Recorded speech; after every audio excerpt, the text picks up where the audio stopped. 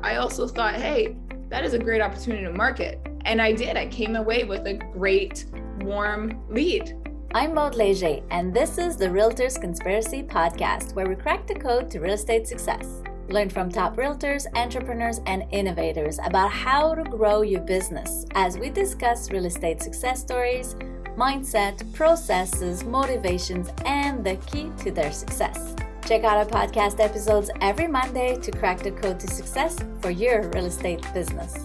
This week, I'm speaking with Veronica Harris, who has a strong view on the importance of keeping positive and going the extra mile for her clients. Veronica shared really inspiring tips and stories about her sports background and how she can choose to put herself out there, get out of her comfort zone, and apply her background to real estate as a niche.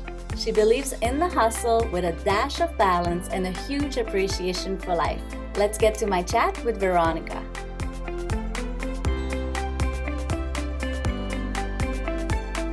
Hi, Veronica. Thanks for joining us on the podcast today. And tell us, what is the key to your success?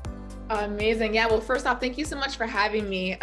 This is a podcast that I have been wanting to be on for so long. So I'm super, super pumped right now. The key to my success, I feel, is quite simple in the sense where for me, it's having just a positive energy and positive motivation. I do know sometimes we're independent contractors, realtors, right? So It's up to us how hard we work, how much money we're going to make. So there are lots of ups and downs. And no matter, I think first off, the key to success is having a optimistic outlook, but also having a supportive partner. Because just as mentioned, when you do have those downs, like any entrepreneur, you need someone there to lift you right back up. Be like, no, you got this.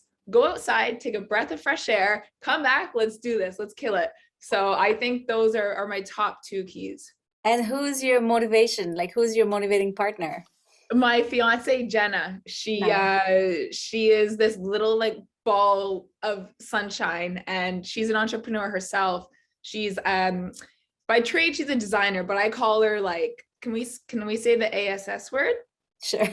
Okay, but she's such a badass woman. She builds, she manages, she just puts on so many hats, literally and figuratively, that I just continuously learn from her. So I feel truly blessed. That's so inspiring. I love it. That's very cool. And then she motivates you, so you motivate her as well. I'm assuming it works really well together. Exactly. You just vibe off one another. And when you kind of get a feeling like, she seems a little stressed, or he, in other relationships, your partner seems stressed. You're like, okay, I got to stand up. I got to put my big girl pants on, and I got to be that ray of sunshine. So it definitely goes both ways. Yeah. I love it. How do you differentiate yourself and versus other realtors in your area? I love that question. I absolutely love that question, because I think that for me, I treat everyone how they want to be treated. And I know that's very easy to say, right? Very easy. But if you put that in action, it becomes real estate becomes so seamless. Because right now I'm trying to find a parking spot for a client in a building with essentially no parking spots. Yeah. So I reached out to all, instead of just being like, whoops, good luck, you're on your own. I've reached out to all of the agents, all the cooperating agents, and said, does your client have a spot? This. And the responses that I've gotten, they're like, oh my gosh, I love your hard work for your client. And I love them saying that, but it's also in my mind, well, of course, I would want my agent to do that for me. To go above and beyond. I love it. 100%. The deal doesn't, our relationship, doesn't stop at that signed accepted offer. No. We're here for a long time. Well, the successful realtors are, the non-successful just walk away. Nice. How do you close more deals? How do you get more deals, or close more, or nurture your listings as well? Yeah, I think nurturing is just that. You continue to, you look at your clients, and you want them to become your friends, right? Of course, there's a line with every person, every client that's different. But I think as long as, again, you treat them with respect, they will always come back to you. I think the secret to getting new clients is man, put yourself out there. I don't care how you do it. And it's hard I like to think I'm a little bit of an extroverted introvert, if that makes sense. So Yeah. there are times where I like to stay home and just chill and watch, movies. But then there's also times the second more I'm out, I am just a social butterfly. And why? Because if I don't, I'm not making deals, which means I'm not making money, which means I'm not paying rent, which means I'll probably lose my fiance because I'm just doing nothing. So, Yeah. It's a chain of reaction. Well, makes sense. Exactly. So I think I'm a big believer in hustle, but don't hustle yourself to the bone. You need to enjoy those Sundays off. If you're lucky enough to do it every week, that's great. But I think, especially because of COVID, the era of hustle, grind 24/7, no sleep, gym, like, no. What happens is you burn out. Why do we want to be burnt out at 30, 40? We still have 30 more years to live, right? So I am a firm believer in going hard, but then recoup, rest, and recover, and then go hard again. I love it. Yeah, COVID was a big teacher on a lot of people how to sit back, relax, take your time. Like, yeah, and enjoy the beautiful things in life. Like, I don't know if it's just me. I feel it's been a very hard and cold winter. And I know like we're supposed to have a nice storm again, but like it's just so beautiful to see the sun again. And I don't know if society has really did appreciate that before COVID. So that is one positive thing I feel the world as a whole can appreciate about COVID, that it made people slow down. Yeah, totally. I totally relate to that. That's amazing. Yeah. You talk about being out there, putting yourself out there. What kind of lead generation activities do you do for your business? So for me, there's my first and foremost, my most exciting one is I am very big into basketball, very big into sports, but basketball is my niche. So I am at gyms, I am at workouts, I am at tournaments, I am at events. I went down to North Carolina about a month ago to do social media and interviews for a team. But I also thought, hey, that is a great opportunity to market. And I did. I came away with a great, warm lead. So I think, just that's my goal, because you need to enjoy what you're doing, right? If door knocking is not for you, it's not for you, but you got to find other ways to get that lead gen, like you just said. So what are those other ways? What do you enjoy doing? Whether maybe it's go to a park and like putting up a lemonade stand, right? If that works for you, hey, like the traffic, it's a law of averages. You will most likely, if you go to Trinity Bellwoods on a Saturday, guarantee you will get at least one client. Yeah, no, that's true. A lot of clients, a lot of realtors are afraid to target a niche specifically because they feel they're going to be stuck in that. But it's just what you love and what you want to nurture. The rest will come on its own. Exactly. And if you love what you're doing, in my opinion, I know there's stresses in everyone's life, but if you love what you're doing, you're gonna be successful. Yeah. You come from the sports background, you mentioned that, and an interviewer, as an interviewer too. So tell us about, what was a defining moment for you in real estate that you knew that was gonna be what you were gonna do and be successful at? Yeah, so so before COVID, I was a sport writer and reporter. Games, of course, were being stopped. So I was out of a job. I didn't have a job. Well, the world was on lockdown. Yeah. So I feel grateful enough and blessed enough to come out of COVID with a new career. So I took that time of 2019. I don't even know, all the years are kind of jumbled together. Yeah. But the first year of COVID, I took the year. I'm like, okay, I'm going to study real estate. Let's do this. Come on. I've always thought about it. But it was in the back of my mind. I wanted to pursue sports, and I was in the restaurant industry for quite some time also.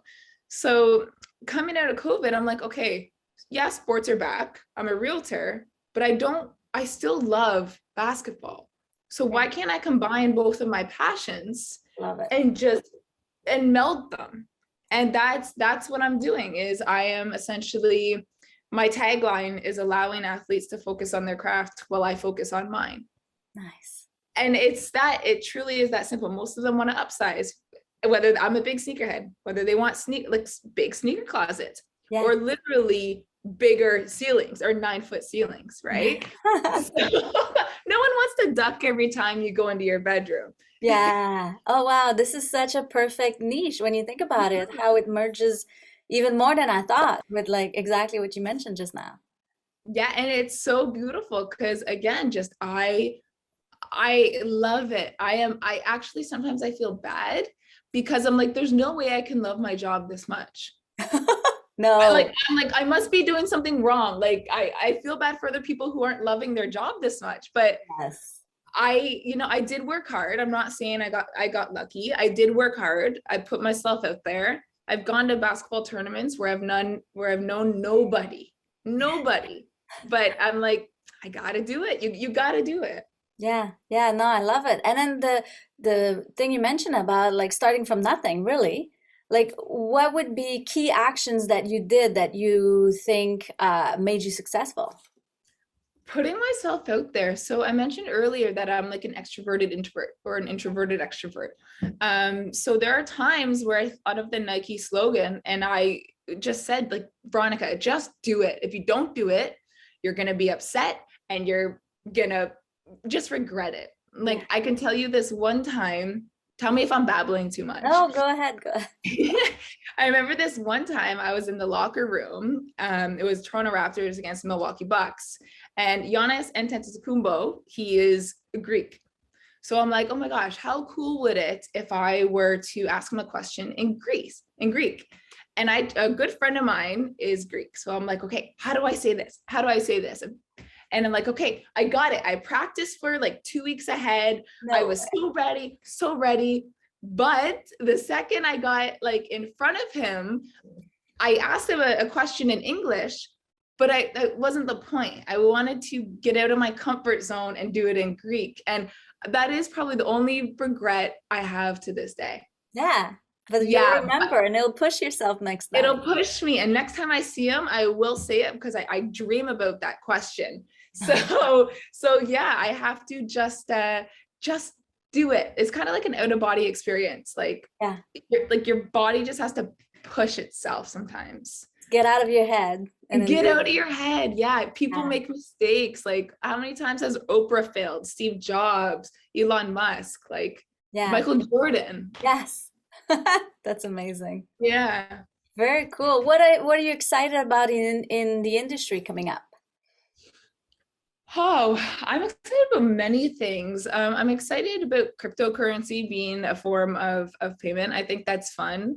Our CEO, Maurizio Umansky, he has already kind of got that train going. Nice. I don't know much about it yet, but I really am excited to learn more. Yeah. I'm excited to see more people purchase homes. It's been crazy, and I think a lot of people have stopped looking because they just feel beaten up.